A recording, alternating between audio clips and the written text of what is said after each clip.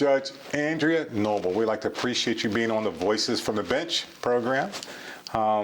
So I'd like to just get things started, right away, because with this series of programs, what we're trying to do is really understand and get to know the judges here at the Court of Common Pleas General Division. So tell me a little bit about yourself. Now, where did you grow up? Where's your homestead?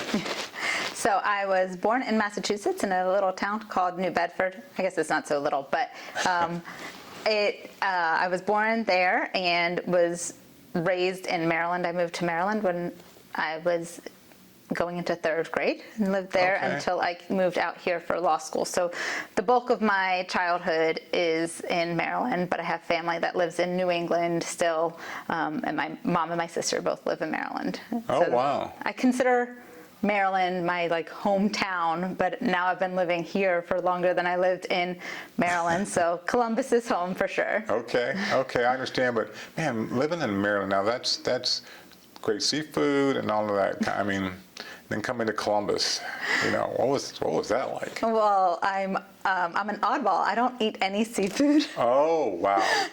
And so it was great coming to a landlocked area. But I grew up on the water. I played on the we played on the water. We had boats and growing up on the water. So when I did move here, I kind of looked around and said, what do you all do for fun? Because that's just what we would do on the weekends, is just go sit by the water or go fishing and things like that. So it was a bit of a stark difference when I moved out here. Okay. We have Alum Creek. I mean, what are you saying? There in Buckeye Lake. I've not actually been to Alum Creek or Buckeye Lake, nor have I been to the lakes up north, but I go home and visit our creeks in the ocean. Yeah, there's a little difference going back home, I'm sure. So you grew up there, and what made you make the transition? Well, let me back up a little bit, because now I'm thinking about growing up there and going to school there. What was the things that you liked to do in school? Did you play sports, and also what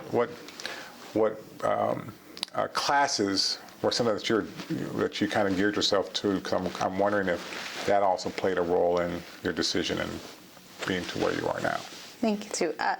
I was in high school. I played soccer and I played some tennis and cheered for a little bit. I was very involved in the athletics department, as well as our vocal ensemble, our choir, and I was on the yearbook team for 2 years, and I was the editor for my senior year in high school. So I got to be the one in charge of making the entire yearbook with a staff of people. So it's got your name on it right there. Done by. It does. Okay. It does have my name listed as the editor, which was pretty exciting for me to be able to craft kind of what our senior year book would look like. And it was a lot different than any other prior years, and I was really proud of the work that we did there. Then I took a variety of classes. In high school, we had sociology and dance classes, so I took a lot of those types of classes. And then I went to the University of Maryland for my undergraduate degree. Okay. There, I didn't participate in any sports, but I got involved with the resident life department, and I worked for resident life, and then eventually became a supervisor for one of the resident service desks there. And while I was also there, I was a member of the University Student Judiciary, so kind of like the honor council for any allegations of student code violations, whether it was plagiarizing or cheating on a test, or up to some criminal offenses that might have happened on campus that needed to have a disciplinary route for the school. There could be potentially criminal charges too, but also within the school, we would have a panel of judges that would listen to the case, hear all of the evidence, and then go forward and make a decision. So how did you get to that path? So coming from high school and playing sports and the editor of the yearbook, to then in this piece of really, in a sense, judiciary within the college. What drove you to that? So when I was younger, I watched a little too much Law and Order, and I was obsessed with the forensic psychologist on Law and Order. Oh, okay. So I went into undergrad with a major of psychology, and I was going to minor in criminology and criminal justice. Psychology was a lot. It was not for me. I could not see myself going in to do more work on psychology. So instead, I focused more on the criminal aspect. So I ended up majoring in psychology and criminology, criminal justice. So I started taking all of the criminology, criminal justice classes, some leadership classes, and I got selected as, it's been too long for me to remember why or how that happened, but to be part of that council. Okay. That student judiciary. Wow. So did you really enjoy that, excelled at that? And that's where you were like, this is what I want to do. I want to go into law or I've always really been interested in criminal justice system and trying to ensure justice. That was always a big thing that I believed in. The University Student Judiciary Program allowed me the opportunity to kind of start hearing cases and seeing what we look at and balancing, the different standards of proof. It was a really great experience for me to have that. And my last year doing it, I actually was one of the ones that got to write the decisions too. So we would have a panel of 3 judges, and we would all discuss what we believed and what we thought should happen. And then like the chief would be the one that wrote up the decision. And so my final year, I was one of the ones that got to write up all the decisions and then pass it around. So it was a really great learning experience. Yeah. And it's one of those things where like, these are students too, these are your peers, and really making sure that you take into consideration everything. And sometimes there were really, really dire consequences. There were people are getting expelled from school. And so you really take a lot of time and patience with that. And that translated very much into law school and becoming a lawyer.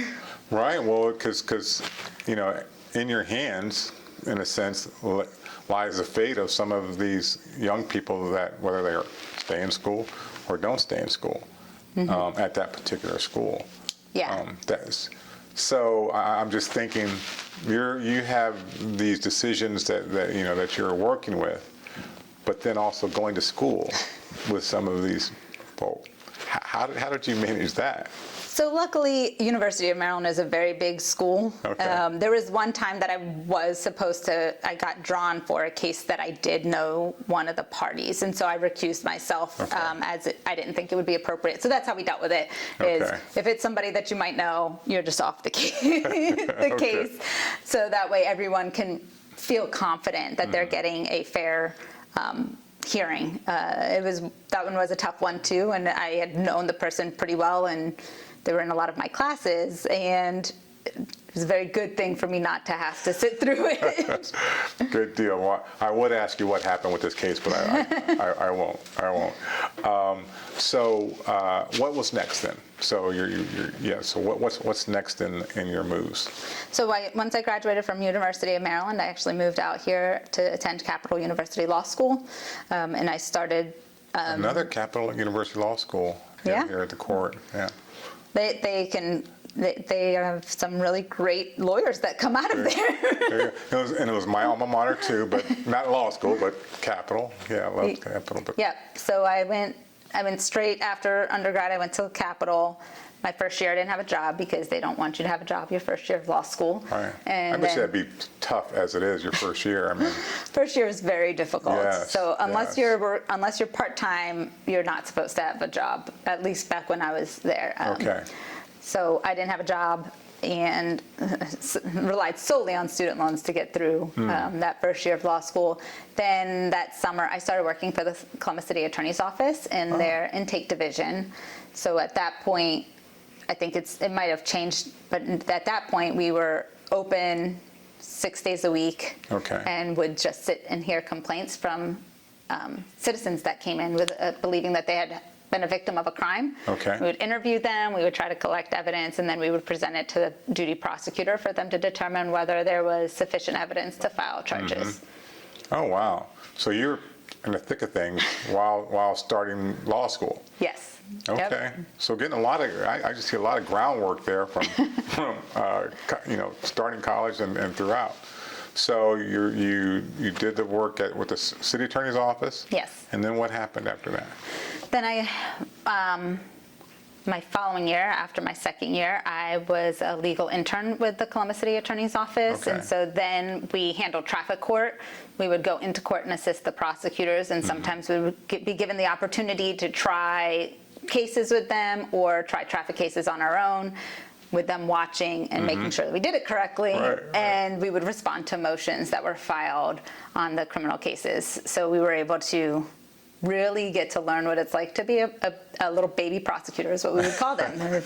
They're allowed, as an intern, you're allowed to do a lot of things and try to help out, because we had a certificate from the Supreme Court that allowed us to do things under the supervision of an attorney. And so it was a great opportunity to start practicing in front of a judge and being in front of judges all the time. And I was fortunate enough to be assigned to a prosecutor who welcomed me coming and shadowing him all the time. So I would come in, I would help him with his cases, I would check people into the courtroom, I would go and talk to witnesses and just update him with what was going on, and had the opportunity to be in front of different judges. And it was really a great experience to be able to be in front of all of those people, and I hadn't even graduated from law school yet.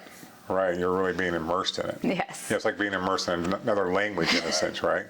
All right. So with that being said, did you you talked about the one attorney who helped you, and was there a mentor or mentors that really made that impression upon you throughout your formative years, becoming the attorney? Was there someone who kind of guided you along the way, or were there multiple people that guided you along the way? I was very fortunate at the city attorney's office. We have, most of them are still there, amazing people that are supervisors. So my supervisor when I was in intake was very kind and helped us learn what we needed, and he was also very much knew that some of us wanted to be lawyers, and so if there was opportunities, he would let us go and watch in the courtroom too, even though that wasn't part of our job description. And still to this day, somebody that I will go to and talk to. And then my supervisor when I was an intern, very similar. She was very welcoming, and anytime we had questions, you could go to her and ask her. And then the chief prosecutor was also someone whom you could ask her any question and she'd just be able to rattle off the answer. You're like, amazing. How do you know all that? So bright, and it was wonderful because they were all very smart, but they always treated you like anyone else, even if you didn't know a single thing, and they always made sure that you understood what you were doing once you walked away. And they had a very good way of talking through it, and I would call them if I had questions about what would be next on my career path and things like that. So there were people that still to this day I communicate with and look towards if there was ever any questions that I had. It's a little different now, but before I became a judge, I certainly would reach out and either seek advice from them, whether it was my career or since they all still worked in the office, when it had something to do with the office, it was very easy to call them if I had any questions, and they were always very open and helpful. Right, so you've maintained those relationships and all that, and that's a good thing. Well, I'm sure now they call you to say, so. But let's go to then you become an attorney, and did you go on into your own practice? What happened after that? What can someone expect? Now I've passed the bar. Now what? So I graduated probably at the bottom of the recession, and so there were no jobs really around. I worked for a domestic law firm for, I want to say, 8 months. And then during that time, the prosecutor's office, when I first graduated, didn't have any openings. They got some openings, so I interviewed, and I got a position to start in August after the year after I graduated. Okay. And so then I started working as a prosecutor with the Columbus City Attorney's Office back in 2011. So it was a little different. I have some friends that kind of started their own practice, okay. and others that went to other government organizations, but there was really just not a lot at that time. Right. And once It's a tough time. Yeah. it was very tough.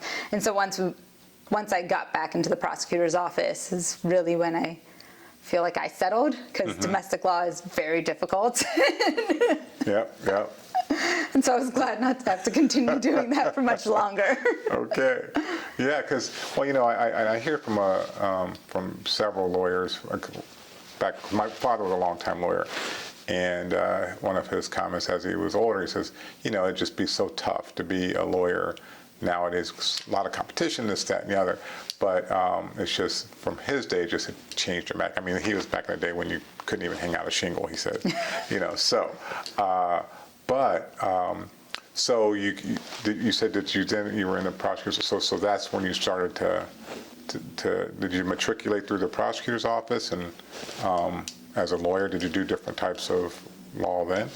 So at the prosecutor's office, you have the city attorney is not necessarily the Franklin County prosecutor's office, but at the city attorney's office, we would be assigned a courtroom for a year, and so we would handle all of the cases that came in front of that judge that was within our jurisdiction, except for DVs. We had a special DV prosecutor. When I first started, we would get a couple of the domestic violence cases, and then the rest would go to the domestic violence team. By the time I ended, that kind of switched, where the domestic violence team was taking all the domestic violence cases. So I was exposed to every misdemeanor possible when I first started. Oh, wow. Okay. And it's great because you learn a lot of different laws, from traffic violations to domestic violence and operating a vehicle under the influence. You kind of have a whole array of different types of cases. Then I did also specialize in domestic violence and stalking cases for a period of time while I was there. And then I only stayed in that unit for a period of time, and then I went back to the general trial staff. With that, I was also, since I was trained as a domestic violence prosecutor, would help out whenever they needed me to help out. After about 8.5 years, I moved over to the civil division in the litigation department with the city of Columbus, and I was also in the labor and employment division for a little while. Goodness gracious. You know, when you're talking about all these different areas, I'm envisioning a whole lot of reading, constant, because to be fluent in all these different areas, and they continue to change as far as the law, how does someone, tell our viewing audience, how do you keep up with all of that? You read a lot, and you talk to everyone else. You can't do it all, and you have to be able to trust other people as well. So making sure that if you have a question,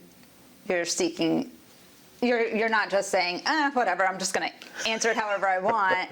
You either do the research, you go and ask somebody. A lot of times I would ask somebody and then follow up with more research. So a lot of times, especially when I moved to the civil division, that was a completely different type of law for me. I had never really done a lot of civil work, and there were all sorts of codes and things that I just wasn't really sure of. And so I would go, actually, I worked with Judge Andria Noble before he took the bench. I went to Judge Miller's office so many times. He's like, you're back again? Come on. To sit, and I would ask him a question, and I would learn so much just by listening to him. Because he had a wealth of knowledge. He was very well-versed in civil law. So I learned a lot just by talking to him and some other people in the city attorney's office. And that helped me get a basic understanding, and then could kind of branch out from there. Okay, because in hearing all this, I'm just going, my gosh, it just seems like you'd always have your face in a book, right? And you go home, you got to learn more, or have a case coming up, you got to learn about all the nuances of that work and go. Because I guess there'd be nothing worse than be on a bench and go, I don't know.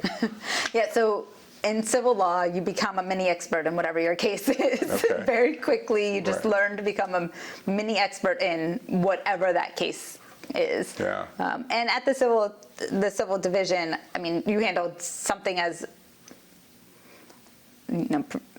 something as small or basic as a traffic accident, like if a police officer gets involved in an accident while on duty, to, the very high-end extreme things with allegations of police brutality. So you did all of that, all the misdemeanors and the full gamut. Now coming over to then, well, the transition to becoming a judge. What was the point where you're going, you know what, I want to become a judge?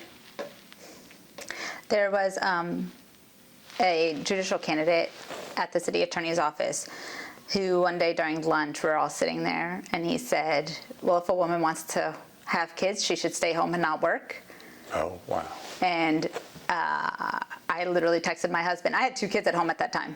Literally texted my husband and said, I'm going to run for judge. I was done. I was like, if somebody can have that opinion and run for judge, then I think it is equally important to have somebody with different lived experiences to run for judge. Because to me, I was flabbergasted when he said that. And like the majority of the people in the room were parents, and no one had a stay-at-home parent there. It's just not, it's not really feasible for most people to have a stay-at-home parent.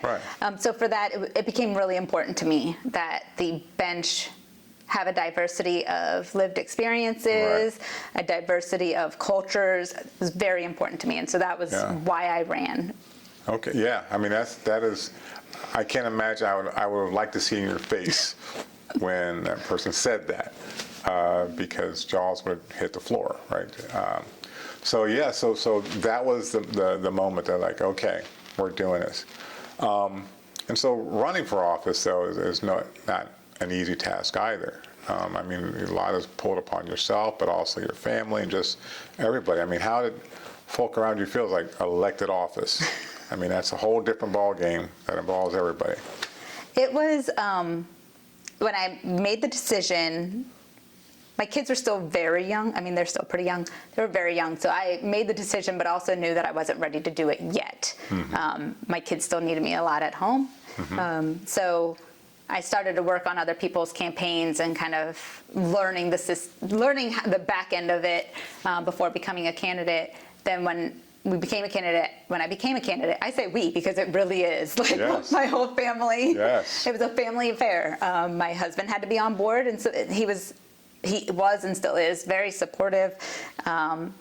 Making sure that when I had to be out at some town hall or some festival or some whatever, the kids were taken care of, and he was with them a lot. So anytime I could, I would take my kids with me, and they would come campaign with me. They had little dresses that said Andria Noble for judge, and they got their face painted so many times that summer.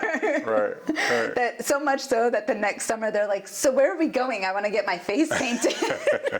What's next? We're done with that now. So we still go to all of the events. We just don't go wearing my name everywhere.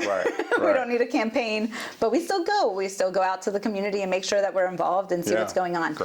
But to me, it was also very important to take my kids there to the events that they could, so that they know we're part of a community, and that they understand that we're not in a bubble. We live in this community, and everybody here is important. And so trying to make sure that my kids understand, like, we're going to all of these different events in all of these different parts of the county because I want to represent the whole county, not just this little part of the county, not just this subsect. I want to represent everybody in this county. And to do that, you need to know where they are and what their beliefs are, what they care about, the things that are in their community. And I mean, I would talk to people all the time, and they were usually shocked that I was the actual candidate. Oh my goodness. And we would talk about what was important to them. And listening to them was really important to me, because I think people need to know that we care. So that was what our journey on the campaign trail was. It was really, really hard at times, and my kids missed me like crazy at times. But I would try to bring them in whenever I could and make sure that they knew that this was important to me. Well, and that's great for you to be, not only during the campaign trail you're out in the community, but to your point you're speaking of, I'm out there, trying to be out there all the time, and not just one part of the community, but the entire county.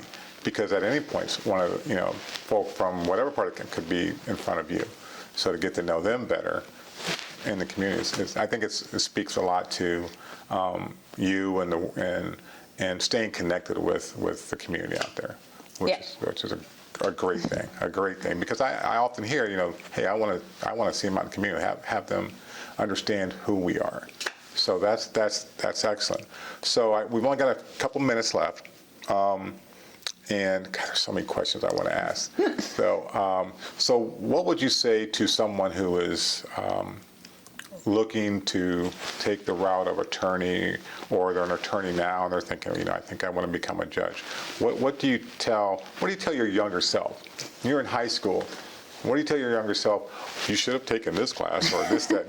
What do you say? You have to really want it. I say this to everybody that comes in here saying they want to go to law school. I tell them they really need to want it, because if you're just going because you're like, I have nothing better to do, law school is so hard. Mm-hmm. And if you don't go in with the mindset of, I want to do this, this is what I want to do for my career, I think it is incredibly difficult to get through.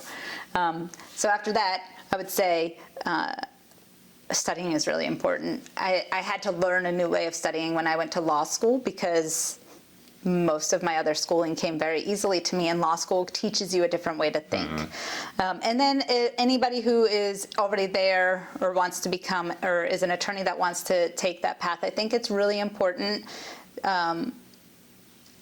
to fully commit and be involved, not only in the legal field, but in the community. And I always tell people, I like public service. I've been in public service since I was in undergrad. Right. But it is so important, I think, if you really want to get a good start, working at either a public defender's office or a prosecutor's office, or being involved in those areas, you get the opportunity to see so much. You can do that at a private firm too, but sometimes when you're thrown in because there's not enough prosecutors or not enough public defenders, you learn really fast. And the fact that as a prosecutor, I was able to have trials. I had maybe like 8 trials in my first year. So oh wow, it's you get to experience what it's actually like to try a case and be immersed in that, and that can be very helpful. Finding a good mentor is super important too, because you need to have somebody that you can talk to and be open and honest with, because so much of the time, you're with all these people all the time, but being able to feel confident with that person that you can talk to can help with when you need to relieve stress, or when you just need to get some feedback from somebody else. Excellent. Well, I tell you, we are out of time, but stay focused, continue doing what you're doing. I really appreciate learn a little more about you. And I'm sure the viewing audience did also. But one thing I got to ask you, somebody ask you about your robe and what you had to do to the robe that you wear so that it doesn't drag along the floor. We get special robes. We do get our own robes. But I was worried when I first took the bench, because we didn't have my robe yet, because I am quite short. So I have to make sure that it's I won't trip over my robe, and I do make sure to wear heels if it was ever long. But I made sure the one that I got for myself kind of goes just past the knee, so that way it's all right. too short. Well, we will end with that. Judge Noble, thank you so much. Thank you. It's been a pleasure. Likewise.